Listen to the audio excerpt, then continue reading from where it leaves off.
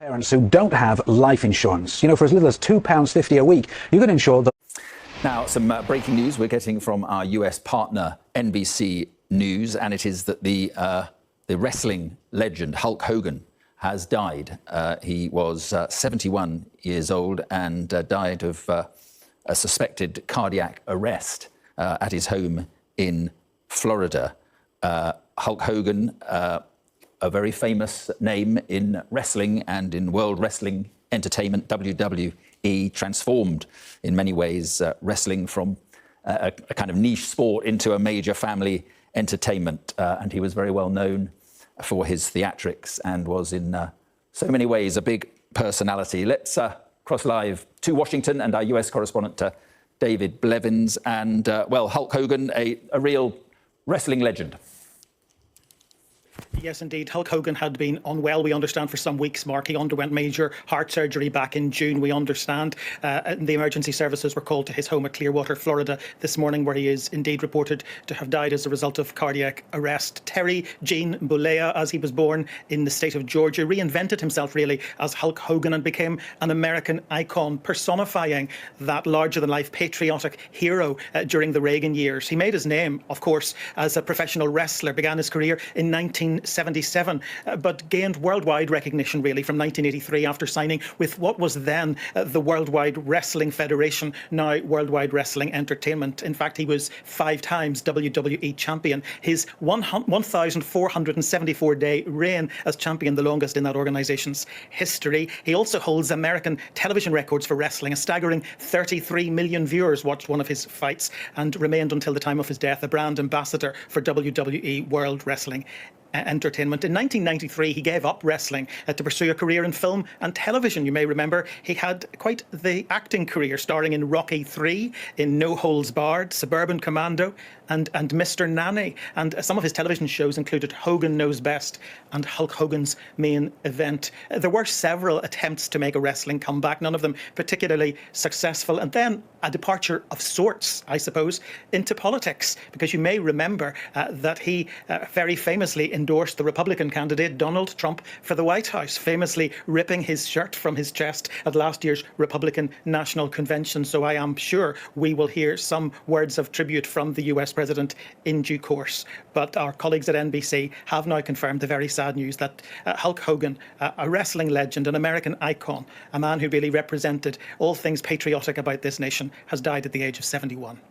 Just looking here at the newswires and saying that he was inducted into the Hall of Fame, WWE Hall of Fame, in 2005 by Sylvester Stallone. And as you say, he transformed wrestling in many ways, turned it into a real sort of cultural powerhouse, I guess, thanks to cable TV in the United States. And then, as you say, there was this fascinating relationship at the end with Donald Trump, where he used to appear at so many of his rallies.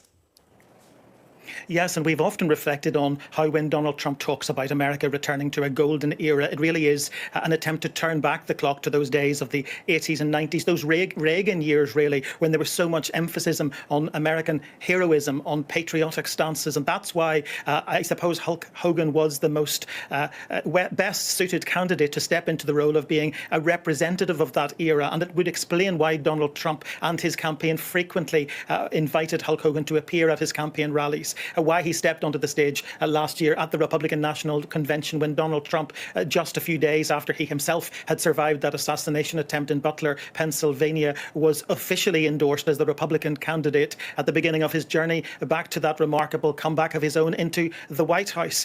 He was very, very glad to have the endorsement of a man who had been able to capture television audiences both in the ring and in movies and through his own television shows for many years. And he will be greatly saddened, I'm sure, by this news. We haven't heard anything from the White House at this stage, but in due course, I'm sure we will, because some would quite rightly argue that Hulk Hogan was able to bring his supporters on board behind Donald Trump as he ran for the White House, because he himself had established.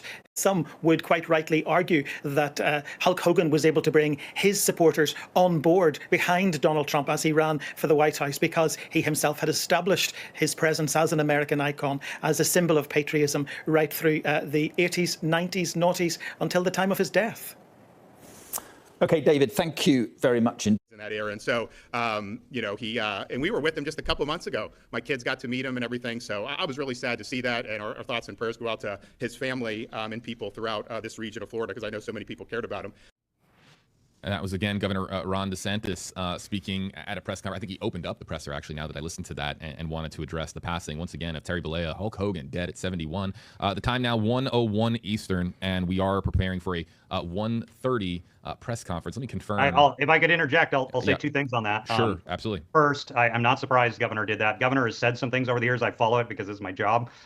He's hinted he's a wrestling fan, so the fact that he knew the details, I think he got off the top of his head. I don't think that those were prepared remarks. Also, do not be surprised if President Trump talks about him today. I'm almost certain the president will have a statement. If he hasn't already put it out, he'll probably speak on camera about it. He and Hulk were close. They first got to know each other at WrestleManias 4 and 5, respectively. There's some famous images of him, the president, Hogan, and Andre the Giant going into, I think it was WrestleMania 4. So they've been longtime friends, and I'm almost certain that the president will speak out about the Hulkster's passing. I've already seen a reaction from Donald Trump Jr., who has shared a RIP to a legend Hulk Hogan message on X. I have not seen the rest of the Trump family, but you're right. I'm sure that this is something that is coming sooner rather than later. Yeah, you would imagine the first on-camera appearance that President Trump has, and it doesn't matter if it's with a world seated side by side with a world leader. You would imagine he's just going to take a moment to address somebody who quite literally stumped for him as he, of course, tried to reclaim the White House just last year. Again, Scott Johnson joining us, and Scott, we're going to spend another, I believe, 5 minutes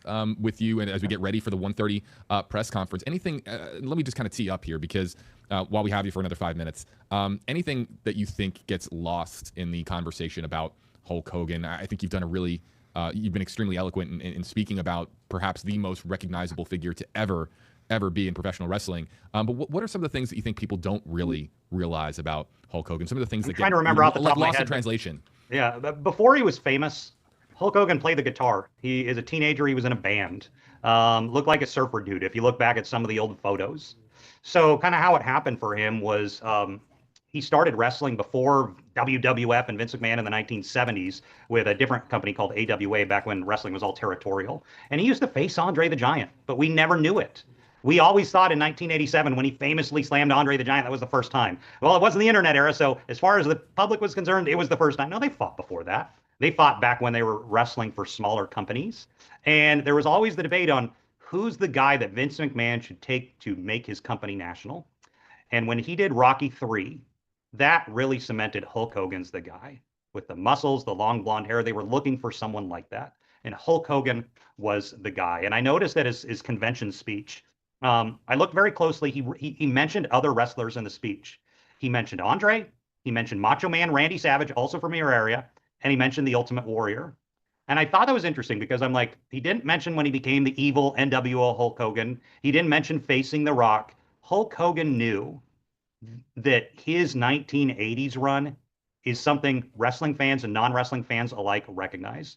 They remember his time against Macho Man. They remember his time against the Ultimate Warrior and slamming Andre. He recognizes that run in the 1980s when he was the face of wrestling could not be understated. I mean, it was something that America remembered. It was the way they remember Michael Jordan's heyday in the 1990s, or they think of Babe Ruth way back in the day. He recognized. Another thing about Hulk Hogan, and this is important, many people have their rush with celebrity and it ends after 10 or 20 years. Hulk Hogan never did. After wrestling, he did Hogan Knows Best, the reality show with his family. He remained in the headlines, controversial or not. To this last year with the politics, with the beer brand, Hulk Hogan knew he could always remain on the front page.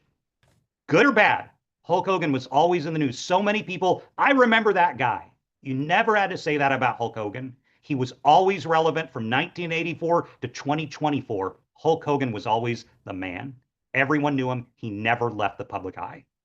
Scott, just because I know you're a wrestling superfan, the number one single most significant in the ring moment in Hulk Hogan's career is what? I will give you the top 3. Number 1 is when he slammed Andre the Giant. If you watch WWE for the last 30 years, every time they do like taped video vignettes, it's him slamming Andre the Giant. That is the iconic moment in front of 93,000 people. One of the most recognizable things that has ever happened is that. Number 2, I would say when him and Dwayne Johnson face off, there's a famous image. I can't recreate it. The two of them, look like staring at each other. They look opposite directions. Yeah. And that was an interesting match because the fans were supposed to hate Hulk Hogan, but during that match, they turned. They started cheering the evil Hulk Hogan and booing the babyface The Rock. Yeah. And Dwayne and Hulk had to figure out in the ring how to play up to that. And that shows what pro wrestlers can do. It is a performance art. And these are two of the best ever. And they knew how to play to that in the ring. And then number 3, and people forget about it, but it's so important, is him with Mr. T. Yeah. When Hulk Hogan went on the A-Team, which for 10-year-old boys to have Hulk Hogan on the A-Team in the 1980s, so important. When he's on MTV, it was Cyndi Lauper. I mean, Cyndi Lauper was the biggest music star on the planet at that time. It's just so important. It was so important, and people overlook that because they live in the now. Without that run in 84, 85 with Mr. T, I don't know that any of this still exists. Scott, we really appreciate your time, your insight, your expertise, and your passion here on the stream. Where can people find you? Where can people find the podcast? Go to youtube.com, type in @GoingRingside, or just Google Going Ringside. You'll find us. We got the biggest stars in the world, like the Hulkster, every single week. All right. Scott Johnson of the Going Ringside.